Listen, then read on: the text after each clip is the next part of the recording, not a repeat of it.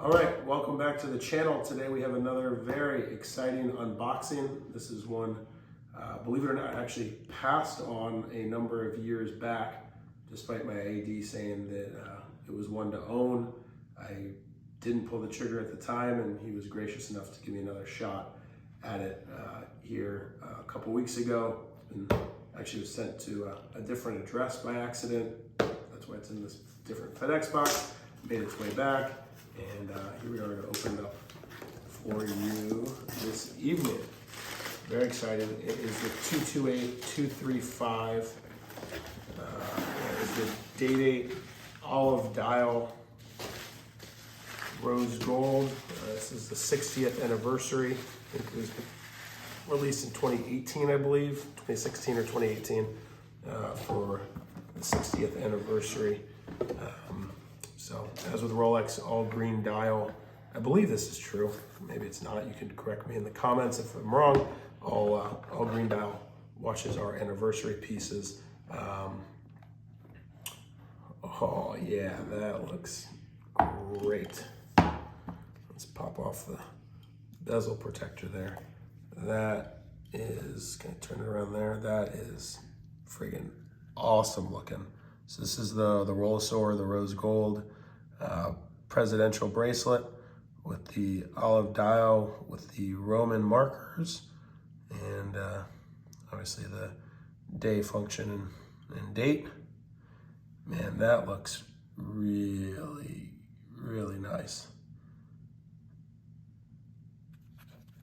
Wow, let's pop this puppy off. Yeah, that is an awesome combination. It's hard to tell online, and I didn't necessarily think I'd love the olive dial, but that is really, really beautiful. I wore the green dial Daytona for this just to be able to compare the two. Let's see if we can get them next to each other because they really are completely different. The Daytona, yeah, definitely a brighter green, maybe more of like the Rolex green. Versus this is very distinctly different.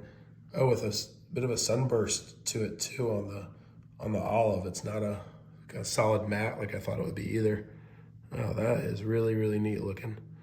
And the olive dial I think complements the rose much better than if it was the kind of brighter green, kind of the true Rolex green on it. That is fantastic. So it's with the President bracelet with the I don't know what they call it, but the kind of hidden subtle crown clasp, which is great. Downside to these is there's no micro adjustments. So it's a set it and forget it bracelet. So hopefully we can size it up. It's actually pretty good there. It needs 2 links out. There are smaller links, but once it's on, it's on. And that's downside to it. I really love my sub bracelets for that reason. With the 1 mil micro adjustments are great, but this is really a beautiful watch. It's my first date also, which I'm excited for, and this is really something special.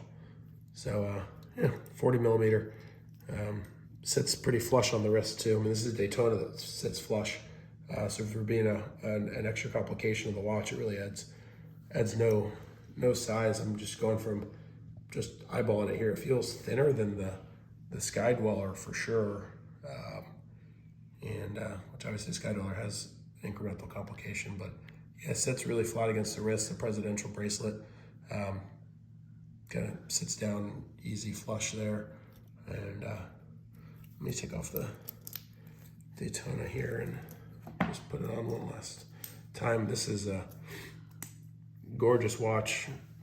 The rose gold too. Didn't really used to be a rose gold guy, more of a stainless white gold guy.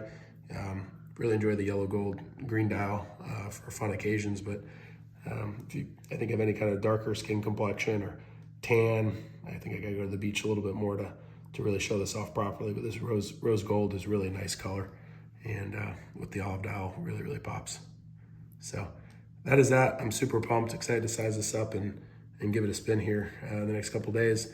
And as always, thanks for following. Please remember to like and subscribe and comment in the link below. Until next time, that's all I got. Thank you.